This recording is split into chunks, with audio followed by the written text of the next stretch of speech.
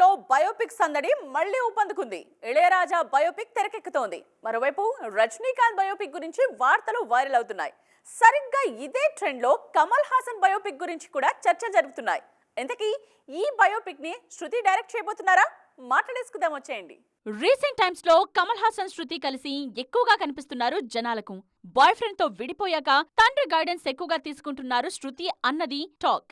ఈ క్రమంలోనే ఈ మధ్య శృతి చేసిన ట్యూన్ కి కమల్ లిరిక్స్ రాశారన్న మాట వినిపిస్తోంది. పర్సనల్ గానే కాదు, ప్రొఫెషనల్ గా కూడా వీరిద్దరూ కలిసి పని చేయబోతున్నారు అన్నది ఇంకో మాట.